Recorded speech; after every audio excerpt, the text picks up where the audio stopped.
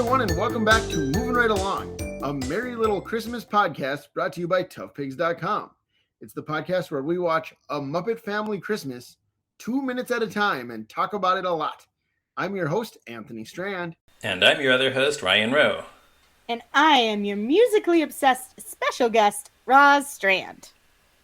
And Roz is back with us today to talk about minutes 41 and 42 of A Muppet Family Christmas. You guys are so nice for having me back. Yeah, of course. You're so nice for being here. I'm excited. We get to do more carols, guys. My notes literally say, in these minutes, the Muppets just keep singing. They're doing it. They're still singing. They're still singing. Always. So as we teased last time, we start with Fozzie and his mom singing I'll Be Home for Christmas. You can count on that. This was written by Kim Gannon and Walter Kent in 1943, and it was a big hit for Bing Crosby. And it's one of those things where as soon as I learned that it was like a wartime World War II song, it made complete sense because of course it is. Yeah. It's a song about how a soldier stationed overseas will be home for Christmas. Right. Mm-hmm. Even if only in his dreams. I feel like this one comes up on a lot of like Christmas, like celebrity Christmas variety shows. Yeah, that's probably true. I mean, Bing Crosby sang it all the time. Yeah, it's a sentimental favorite. Yeah, your mom is going to straight up cry whenever she hears it. This song? Yeah, I'm pretty sure that she might every time she hears it. She loves this song, and it means a lot to her. She does love this one, yeah. And we're at my family. We alternate every other year between Thanksgiving and Christmas between our families because we're like approximately 4 hours away from both. So this year we're at my family for Christmas on the opposite side of the Twin Cities in Minnesota where we are. So every time I hear I'll be home for Christmas, I feel a little guilty. Is that true? Yeah. Because I'm like, I know that Donnelly loves this and I want her to be happy, but I want to see my mom. I'll be on FaceTime for Christmas. Exactly, yeah. Any other thoughts about that one before we move on? It's a nice song, and I like that you can see Oscar right behind them looking suspicious. Like, it just sort of, once again, a very nice undercutting of the sentimentality. Right, yeah. Then we see the whole cast singing a little bit of Happy Holiday again. Big Bird looks super huge sitting over by the wall. It looks so big. As we talked about. Yes.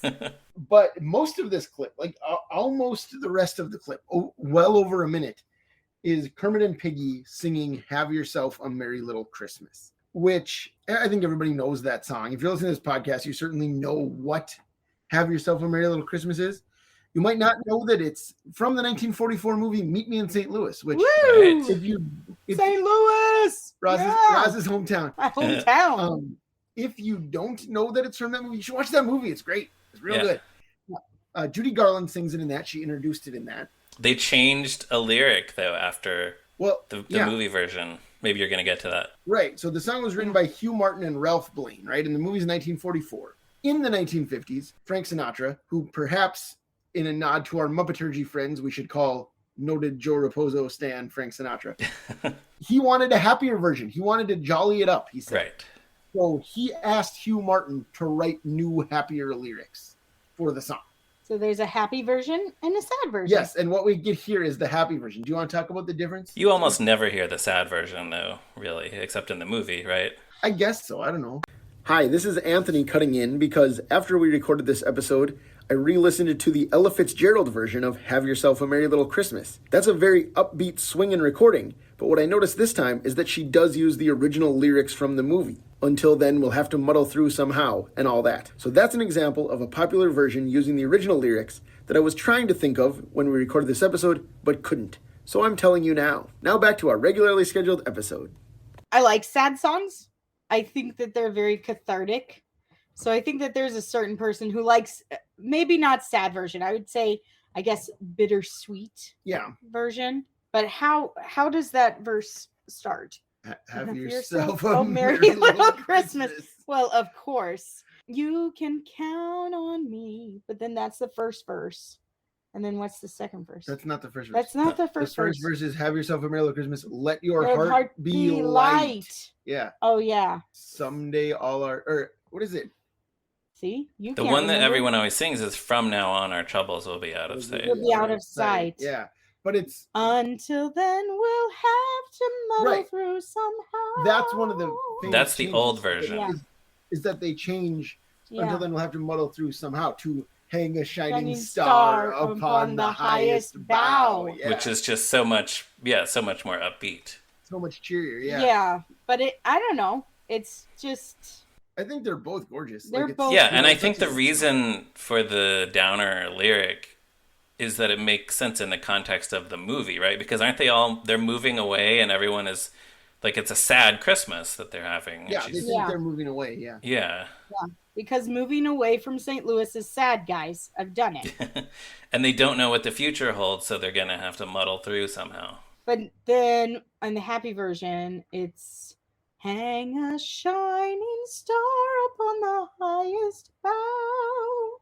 And then it's just pretty and happy and decorate your tree. Everything's fine. Yeah. So... For all of 2020, only the sad version was allowed. Well, Let's just get that out there. Well, but I think in the quote-unquote happy version, we are going to have, you're going to have yourself a Merry Little Christmas now, right? Yes. And in the original song, it's like, go ahead and try it. Yeah. We'll muddle through somehow. She's singing this song to her little sister in the movie, like we should say. Maybe in St. Louis is so good. Yeah. Let's watch that. Let's fire that up.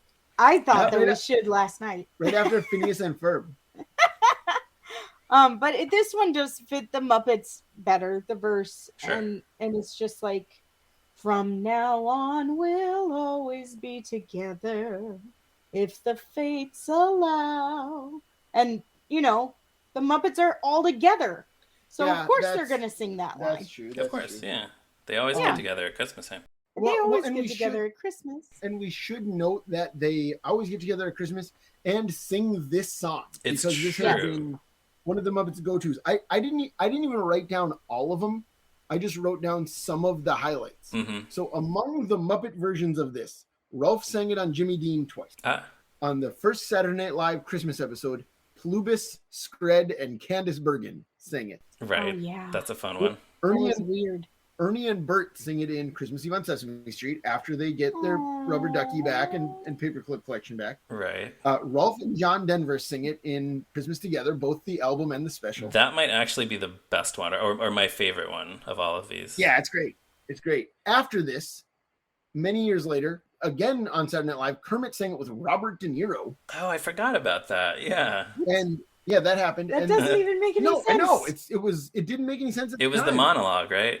I think. Yeah, it was the monologue. De Niro's monologue, yeah. And then a year after that, so that's 2004, 2005, Kermit, Piggy, and Tony Danza sang it on the Tony Danza Show. Sure they did.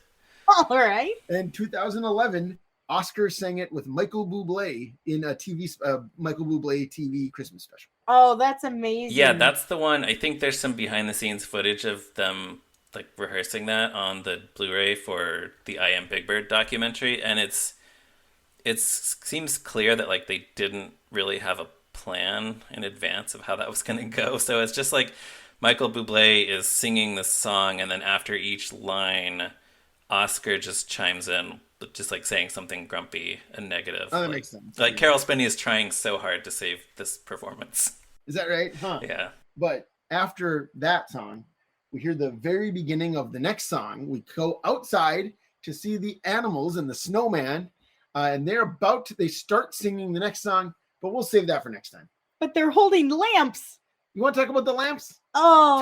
Tell me your lamp thoughts, Roz. Well, my lamp thoughts are that the little animals have these adorable lamps on sticks. And they're just waving around this is our Christmas tradition, just to wave around and light the lamps outside. Yeah. And they look really, really cute. As long as they light the lamp, not the rat. Exactly. That'd be so funny if Masterson got lit on fire, though. Yeah. Yes, it would. They look like little Christmas decorations. Yeah. I would love those little Muppet animals just holding little lanterns. Oh, that would be, yeah. Yeah. Oh my gosh, just Hallmark, listen to this.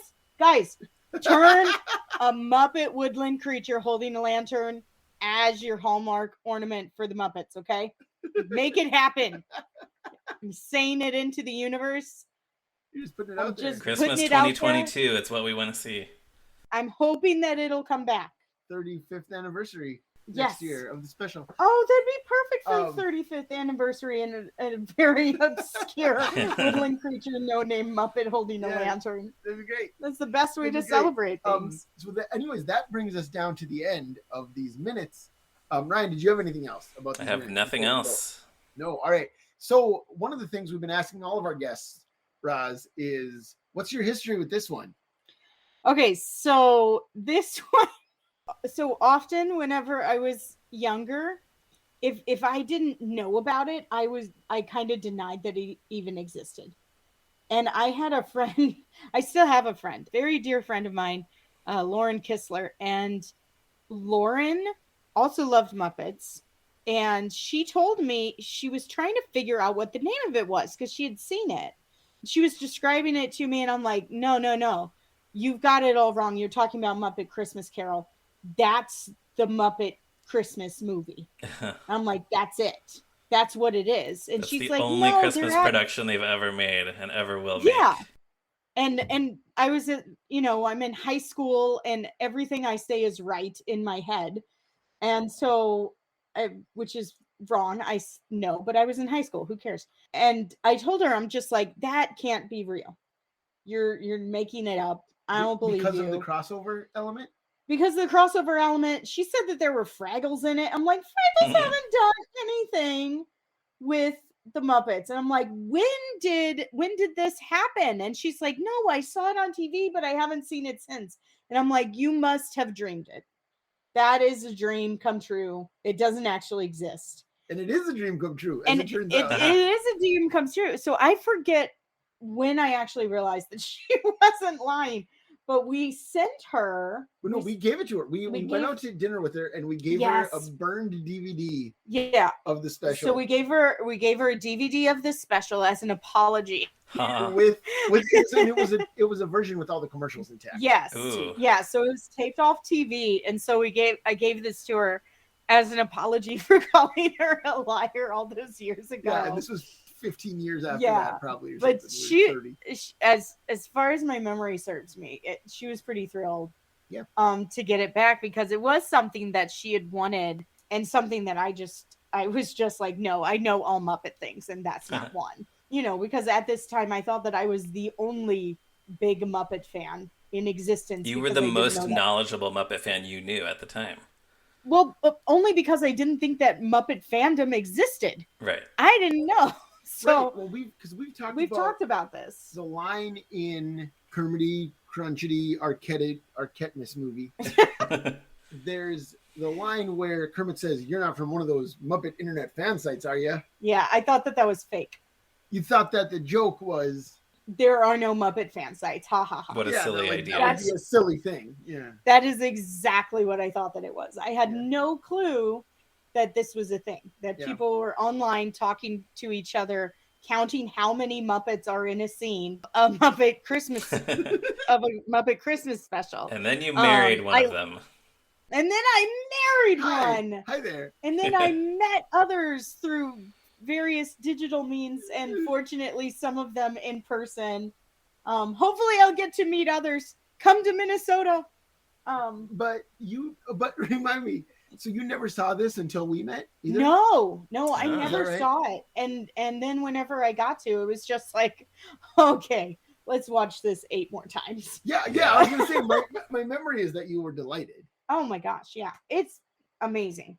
It's still not Muppet Christmas Carol. I adore, and I have not only I love it, but also I have like significant childhood nostalgia for it. But I was just thrilled whenever this was real. It was like discovering unicorns are real. Yeah. It was great. That was a great day. Sure. Yeah. Awesome. You know it's also going to be a great day? What? Tomorrow when you come back for one more episode of Moving Right Along. Yes, I get to come back, guys. So, thanks for listening, everyone. We will see you then tomorrow for another episode. Goodbye. Goodbye. Go, Caroline. Muddle through somehow.